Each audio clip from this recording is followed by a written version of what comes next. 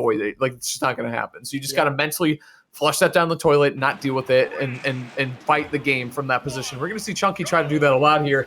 Game 1 starting up against Mr.Zercon, and something I'm going to be looking for from Chunky is how he uses grounded up B to kind of fight through ranged warfare, because the up B with the armor and a lot of knockback, a lot of base knockback on that move. So fighting his way from center stage out. Oh my god, what a dash attack, beating out the neutral B. Crazy stuff, man. Already starting off AJ. Crazy stuff. You know, actually, that was pretty smart in that, because that was kind of like an intentional hit situation. You throw out neutral B, if you catch Mr.Zercon, that's armor, and you get away, you're done.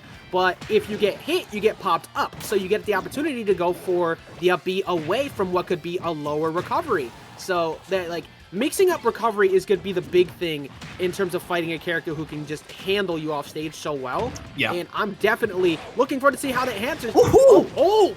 Following up even after that, the no mix-up, just wait, not going for any type of mash at all, and then still covering with the up smash after. But that time, once you commit to that jump, that side B goes online. That's going to be first stock going to Zercon. I gotta say, Zercon, I gotta give him a lot of credit, not just for like the way he plays the game in the air with Isabelle, but his grounded game is so strong. Looking at, especially his grabs, like it's easy for a character with a grab like that to not really use it a whole lot, but when someone's holding okay, oh my god, woo, mix, okay. That shit was the blender, the ninja blender, you know, one of those, the high-end blender. Man, like just the mix-up game from Zercon has been so ridiculous all night. Oh wow! Oh sorry, we didn't have ground infinites here. Looking for the, I like the idea of going for the cross-up on that, and there's that grounded up B that you were mentioning before. Unfortunately, falling out of it, but that forward smash, the amount of times Chunky catches people off the ledge with that forward smash is incredible. Okay, nice job here. Something that Chunky does really well is playing the disadvantage against Isabelle. We saw him earlier pull out a parry, kind of mid-offensive sequence from, Zercon. Wow, it looked threading the needle too. Making it all the way back through all these.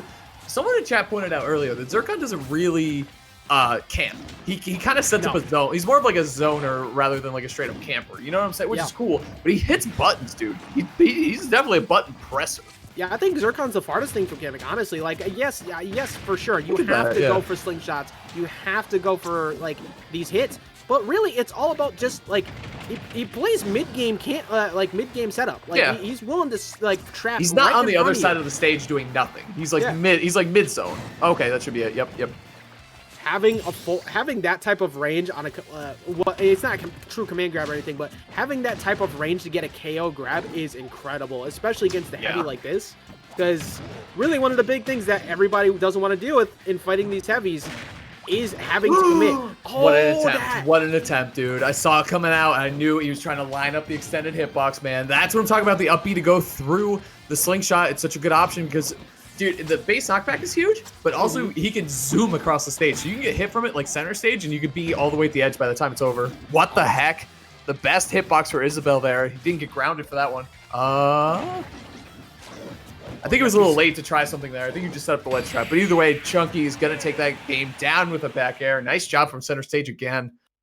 Yeah, just being able to pressure with that double back air, like, there's anytime you want to set up that traps, like, Chunky understands not only the matchup, but how Zercon wants to set up traps in the right positions. Because when you fight against a person who's really good at consistently going for traps, like any Pac-Man player, a solid Isabelle, like we're seeing right now, you have to know when the opening is there to punish them hard. Because it's kind of like the same way where you got that small window to hit a villager as the side B starts out.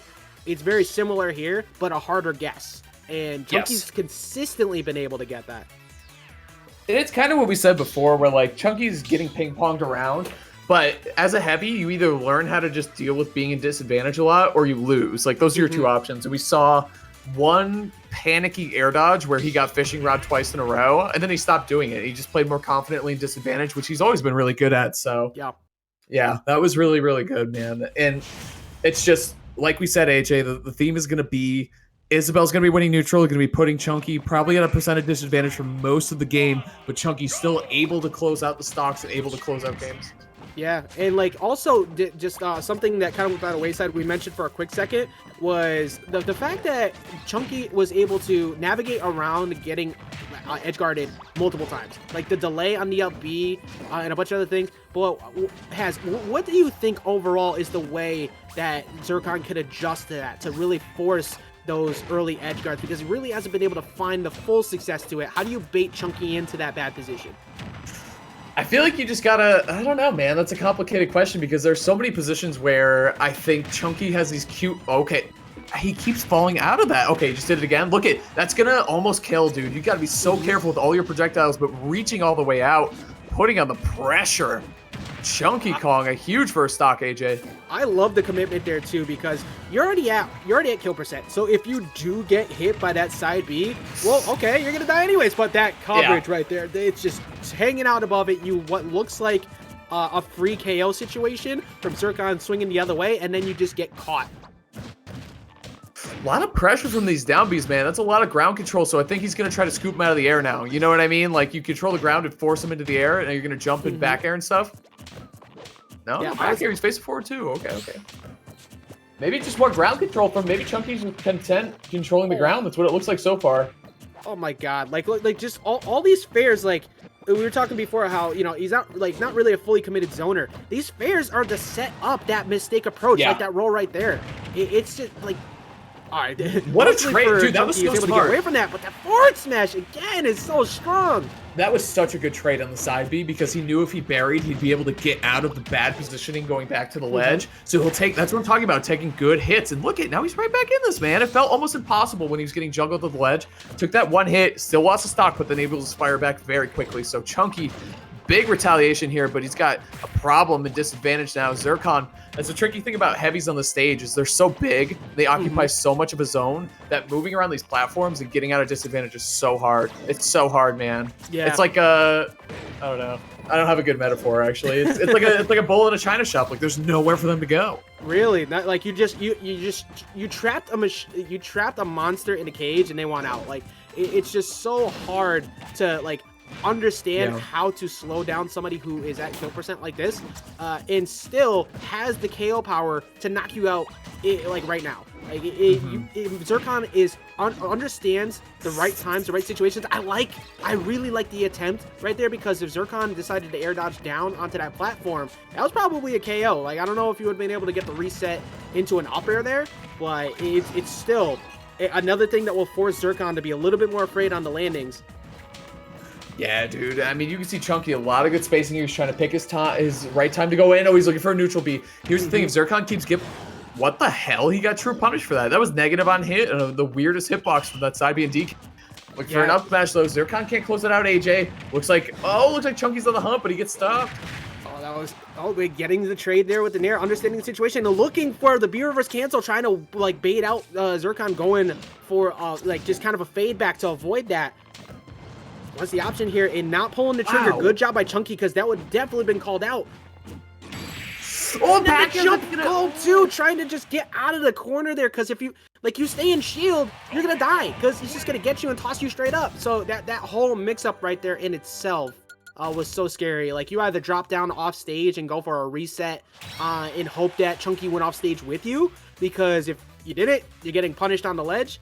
Or you hopefully guess right there and you guessed wrong. Like Chunky has just been so good at predicting in the final scrambles getting the KO. Because it's not like Zercon hasn't been keeping it even. Like the score may read 2-0, but it is an extremely close 2-0. I know, dude. I always think that when I look at bracket results, like I was looking at the Frostbite results just to like see how well Wrath did at Sonic before like the Wi-Fi era really kicked in. Yeah. And there were a lot of 3-0s, and I was like, I feel like those are really close, a really close set of 3 games though. Especially like with the counter pick, you got to figure that, especially over 3 games and high level opponents, like the counter picks have to kind of help at least a little bit. So. Yeah, like like the numbers don't do it justice. Like ChunkyKong has been absolutely immaculate in terms of where the final trades come in, and that's really like the make or break situations in these matchups. But just if Zercon can just consistently keep those traps up and find the KO like very quickly, just slightly faster than the consistency he's been able to before, then we might be able to see something going forward here. But really, just it's the last hit scenarios against the heavy. In the skill of ChunkyKong that's really just kind of been shutting it down. Hell yeah, brother. I see more or less of the same here. Chunky starting off at a high percentage. Zercon, I mean, now he's at a mid percentage. I was just saying, dude, we've seen him die at like 70 a couple of times. It's ridiculous. On Battlefield, too, of all places. There's that forward smash again right there, too. Like, Donkey Kong has such just straight up ass options off the ledge. Like, one of the worst get up from ledge characters in the game. So when you have Lloyd there, you have potential of grab there, you're going to get hit by that forward smash eventually. I feel like Isabel and Zercon especially is just so good at ledge trapping. Yeah, oh, that was sick. Oh, that was sick. I was saying, hey, come. All right, wow, that was the homiest of DIs. Like, I don't think Zercon knew, like, I'm not living this, so let me just go ahead and exit left. But still, like, that's not even that bad because now you get into a position where when you're getting hit, you can drop down Nair versus being knocked away, far away, where Chunky can just continue to pressure you. You get right back down. You set up your traps in the forward smash again, landing, just covering the aggressive options, really playing into the fact that, like we said before, DK does not have a consistently safe way to get off that ledge. No, that's going to be a big thing. We saw a couple forward smashes actually being the KO option as well. Very well done, Zercon, taking that one down very convincing fashion. You'd have no idea that this was already a 2-1 set if you just tuned in now thinking, Zercon, that was very dominant, honestly. I think that's what he wanted to see in game 2. But either way, it's Chunky's turn to pick a stage. He has 2 chances to close out this set, to close out the tournament. If not, he has another one in the chamber, a backup set if he needs it, because he did come through on the winner side. He hasn't lost a set yet today. And the only person to beat the Isabel, to beat Zercon today, is ChunkyKong. So we're going to see if he can keep that alive. From the way that match went, I'm almost willing to put $1 down on either small battlefield or town and city. Like, I was kind of committing to the idea of town and city before, but then I remembered, like, wider stage, probably not so much. Okay, so we're gonna get PS2, still similar to what, like, we were thinking, much wider spot, and less room to get pressured, but Zercon, that's the jump, good early up B to avoid that, because if you go low there, you're eating that down air. For sure, that's 100% what Zercon was waiting for, either an air dodge to go a little closer to the ledge or just waiting it up being. So nice job. ChunkyKong could have easily dropped a stock already. Now let's see what he can do with the one that he has left. Okay, ledge trapping. Oh, geez, another forward smash. He's on a roll with these F smashes, AJ, feeling himself a bit. Really, just like, if you're going to be aggressive here, I'm always winning this trade. If you decide to hit me, it doesn't matter if I take a trade on this with this back air. You either die or I get sent to center stage and we repeat. Wow, Zercon really is just going in. Dude, he's literally going, like, he's approaching with aerials with Isabel. Oh, gee. Oh! The assist, the freaking hidden missile is looking like Dr. Doom over here. Like, if that's not in the way there, that's a potential KO off the platform because you get the reset attempt. And I'm not sure the KO window. Look, that was a bait. Definitely recognize that, Chunky was going there. Either that or it's just an emergency escape option. But, like, Chunky has barely been able to play this game at all here in game number 4. Dude, it's tough, and I'm telling you, Zercon with these grabs, he's so consistent. He's so good with them. Yeah, honestly, and even right there, where do you go? Like, what do? You roll in, you get hit. You dash attack, you run into a back air, you get hit. Up B, gonna close it out. DK, very explosive, very much capable of eating alive a stock. As we see right here, that's a very big opening. Oh my god! Straight to 76%, not gonna KO, but that is exactly what you need if you're Chunky to try and hopefully bring this back. And no spike hitbox on that, but gonna just run right in with the up B, and this is not even close to over. Even with Zercon's early lead, we are down to last stock. ChunkyKong dude, he's been getting getting hammered this entire game, dude. He's just getting destroyed, but he does not care. He's Donkey Kong, king of the jungle. He's making this work out. Literally a tie game already. I can't believe I'm saying that after watching the first stock of this game. Facts. Ridiculous. 100% facts, bro. Like, dude, like, if you told me this is where we would have been a whole minute ago, I would have told you to stop drinking. Like, but right now, this just is so close. Like, up there. Oh my god, just not gonna die. That's that a little bit of healthy juice coming in from that weight. But another one of those, that'll be it. One good hit from either player could certainly do this. Is he gonna up B? I don't think so. I think it's too risky. Oh my god, might do it. Decided to commit and has to. Oh, it what? Oh my god! Okay. Wait, what happened? No! Oh my my god, look, what? The B reverse from ChunkyKong to set up that setup, and then the forward air to almost steal the game, and then the free fall off stage. I mean, if that trade came in so huge for Zercon, and we're gonna get another game out of that ridiculous nonsense. Wow, absolutely ridiculous. What the fuck? Are you kidding me?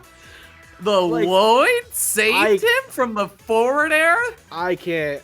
Look, you know what? Justice busted his hidden missiles all of a sudden, man. Look, somebody needs the mod of Dr. Doomskin on top of Isabel. Like, that was crazy. Okay, that's also super cute, and that should probably happen. Actually, yeah, you know what? Yeah, look, I know somebody in this chat somewhere has connections with somebody with some art skills. Somebody put Isabel in a Dr. Doom costume and sending up multiple of the Lloyd rockets with the finger. That would be great. Yeah, some artists should just draw it. Like, that's a great idea. But either way, somebody should just do that. Do it right now. Game 5. Every single game has been close except for Game 4. That was strongly Zercon. But you know what? Chunky has shown that he doesn't really give a shit about deficits, honestly. Like, he's just gonna bring it back no matter what. So he keeps getting caught holding forward though, which is bound to happen a few times in this matchup. Like, it just is what it is. Yeah, and honestly, like, this is like really a bad thing for Zercon now, in the fact that Chunky was able to start to figure something out as that match progressed. If Zercon can refine that magic in these ledge traps, then he's gonna be sitting comfortably. But not getting hit by these forward smashes anymore is Chunky. That is huge, because if that KO option is off the table, Chunky's gonna be forced to like try and find a KO off the top potentially. And that is the first KO coming into Chunky, even after all that damage from Mr.Zercon, and taking the first lead. Oh, good tech. Able to get back, and also into a pretty comfortable spot too, not forced to take too much there. Oh my god. Yeah, dude. Okay, this is a huge moment for Chunky. He could potentially make this a 2-stock lead, which I don't think he's Hold on, don't jump. Don't jump. Don't jump the stop sign, dude. It's going to stop him every single time. We've seen that a few times from Zercon. It's a really strong option. But if you just hold shield or roll away or do something. Well, rolling away seems. Hold on. Again? Okay. Not enough percent that time to hold him in the berry there, so he just commit to get some damage. And gets the call on the opposite roll away too, and waited. Knew that there was going to be a delay, because the last few times there's been a berry, Zercon's constantly just been waiting and not mashing out. So 24%. This is where DK thrives. When you can afford to trade a bunch and force them to kill percent, you're completely okay with that. Dude, I love the hesitation. You called it out as well, but we've seen it throughout the set so far. It's just really good set play to identify your opponent's habits. It's worked out every time for Zercon, I think, to stall. Oh, is this it? Is that it? I think that's it. Yes, that's it. Yep.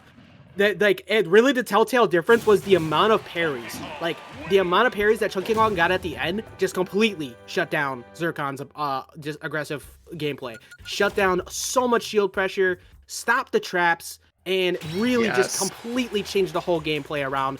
And you have to